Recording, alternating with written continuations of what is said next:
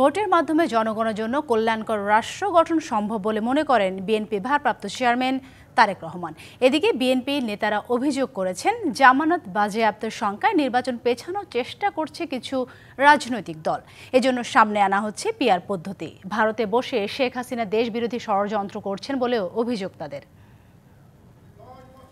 শুক্রবার যুগপৎ আন্দোলনে অংশগ্রহণকারী দলগুলোর প্রতিনিধিদের সঙ্গে ভার্চুয়ালি মতবিনিময় করেন বিএনপির ভারপ্রাপ্ত চেয়ারম্যান তারেক রহমান। এ সময় আসন্ন নির্বাচনে জনগণের রায়ের মাধ্যমে বাংলাদেশকে গণতান্ত্রিক ও কল্যাণকর রাষ্ট্র হিসেবে গড়ে তোলা সম্ভব বলে মন্তব্য করেন তিনি। এই দিন জাতীয় প্রেস ক্লাবে জাতীয়তাবাদী নবীন দলের আলোচনা সভায় অংশ নিয়ে বিএনপি চেয়ারপারসনের উপদেষ্টা জয়নুল আবদিন ফারুক অভিযোগ করেন, নির্বাচন বানচালের নতুন ষড়যন্ত্র শুরু হয়েছে। আপনারা তো জনগণের আন্দোলনের সরকার, তাহলে আপনাদের আমলে কারাবার নতুন করে এই নির্বাচনকে বানচাল করার ষড়যন্ত্রে লিপ্ত তাদের নাম আপনারা প্রকাশ করতে হবে। প্রেস ক্লাবে আরেক আলোচনা সভায় মেজর হাফিজ উদ্দিন আহমেদ অভিযোগ করেন, নির্বাচন বিলম্বিত করতে পিআর পদ্ধতির বাণী আওড়াচ্ছেন কিছু উপদেষ্টা ও একটি রাজনৈতিক দল। যে নির্বাচনে তাদের জামানত বাজেয়াপ্ত হবে, তাদের পক্ষে নির্বাচিত হওয়া সম্ভব নয়, সুতরাং এই নির্বাচনকে বিলম্বিত করার জন্যই তারা পিআর সিস্টেমের কথা বলেন। পৃথক এক অনুষ্ঠানে যোগ দিয়ে কলকাতায় অফিস খুলে শেখ হাসিনা দেশবিরোধী কার্যক্রম চালাচ্ছে বলে মন্তব্য করেন রুহুল কবির রিজভী। শেখ হাসিনা এখনো নিজেকে সামাল দিতে পারছে না, যখন তখন পার্শ্ববর্তী দেশ থেকে গ্রুপ পালন কথাবার্তা হচ্ছে। কলকাতায় আওয়ামী লীগের একটি অফিস নেওয়া হয়েছে, ওই অফিসে সব বড় বড় নেতাদের যাতায়াতের কাজ শুরু হয়েছে। দেশে আর জায়গা হলো না, সবাই বলে এখানে জঙ্গি, সব খারাপ লোক। তাতে কলকাতায় আওয়ামী লীগের অফিস আপনারা দিলেন মোকাবেলা করার জন্য দাঙ্গা ফ্যাসাদ করাইতে হয়, যাতে মানুষের দৃষ্টিভঙ্গিটা আরেক দিকে চলে যায়। এখনো আওয়ামী লীগের বা ভারতের জন্য বাংলাদেশে একটা দাঙ্গার প্রয়োজন, তাহলে রাজনৈতিক মোড়টা ঘুরাতে পারে। সাম্প্রদায়িক দাঙ্গা বাঁধিয়ে যাতে কেউ নির্বাচন বানচাল করতে না পারে সেদিকে সতর্ক থাকার আহ্বান জানান নেতারা। Sultana Swarna, DBC news, Dhaka. July সনদের বাধ্যবাধকতা নিশ্চিত ও বাস্তবায়নের পদ্ধতি নির্ধারণে রাজনৈতিক দলগুলোর সঙ্গে আগামী সপ্তাহে আবারও আলোচনায় বসবে জাতীয় ঐক্যমত্য কমিশন।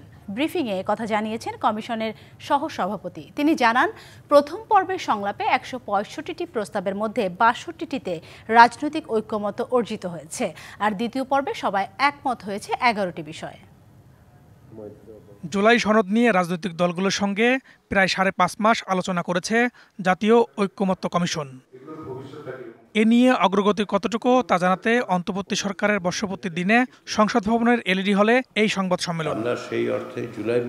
কমিশনের সহসভাপতি ডক্টর আলী রিয়াজ জানান, ২ পর্বের আলোচনায় কাঙ্ক্ষিত জাতীয় সনদ প্রণয়নের লক্ষ্যে তাৎপর্যপূর্ণ সংখ্যক সুপারিশ বা সংস্কারের ব্যাপারে ঐক্যমত্য সম্ভব হয়েছে।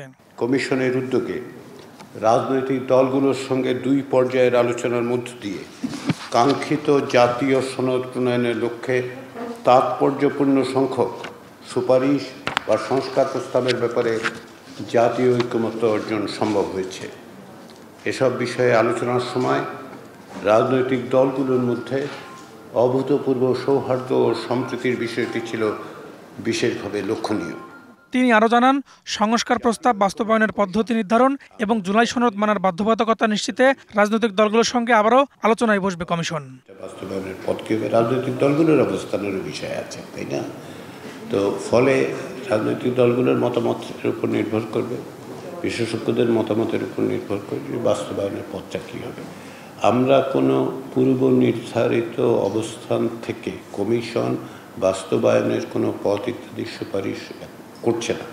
আমরা আগামী যে দিন সাথে কাছে কাজ করব, এর মধ্যে কতটা অগ্রসর হয়ে যাবে সেটা রাজনৈতিক দল এবং আমাদের বিশেষজ্ঞদের সাথে আলাপ আলোচনার উপর নির্ভর করবে। সরকার যদি মনে করে যে আসলে কমিশনের মেয়াদ বৃদ্ধি করা দরকার, তাহলে সরকার সেই সিদ্ধান্ত নেবে। আলী রিয়াজের আশা, এই প্রক্রিয়ায় স্বল্প সময়ের মধ্যে একটি উপযুক্ত সিদ্ধান্তে পৌঁছানো সম্ভব এবং এর বাস্তবায়নের একটি পথ নিঃসন্দেহে তৈরি। Farhaduzzaman, DBC news, Dhaka. এখন তুমিও পেতে পারো আমার মতন সফট আর গ্লোয়িং স্কিন আর ৩ ভর সুরভিত আত্মবিশ্বাসের গ্যারান্টি তিব্বত লাক্সারি সোপ, বাংলাদেশের রূপ। ছাত্র রাজনীতিতে কাঠামোগত পরিবর্তন ও ঢাকা বিশ্ববিদ্যালয়ের রাজনৈতিক রূপরেখা নিয়ে শঙ্কা প্রকাশ করেছে বাংলাদেশ গণতান্ত্রিক ছাত্র সংসদ। ছাত্র রাজনীতিকে হল দখলদারিত্বের রাজনীতিতে পরিণত করার পায়তারা চলছে বলে অভিযোগ সংগঠনটির। অভ্যুত্থান পরবর্তীতে শিক্ষাঙ্গনে সকল ক্রিয়াশীল ছাত্র সংগঠন একটি অলিখিত সহাবস্থানে তারা এসেছিল হল এবং একাডেমিক এরিয়ায় ছাত্র রাজনীতি না করার পক্ষে শিক্ষার্থীর যে মতামতটা আছে সেটাকে তারা শ্রদ্ধা জানিয়েছে। হলগুলোতে আবারও গন্ডুম গেস্টুম কালচার ফিরে আসবেন, আবারও প্রটোকল কালচার ফিরে আসবেন, ভাইটাল প্রোগ্রাম যাওয়ার জন্য তাদেরকে বল প্রয়োগ করা হবে, এই বিষয়ে তারা শঙ্কার জায়গা আছেন। ডিবিসি সংবাদে এই ছিল এখনকার মতো। ডিবিসি নিউজের সংবাদগুলো পড়তে ভিজিট করুন dbcnews.tv আর ভিজিট করুন ডিবিসি নিউজের ফেসবুক পেজ এবং ইউটিউব চ্যানেল। ডিবিসির সঙ্গে থাকুন।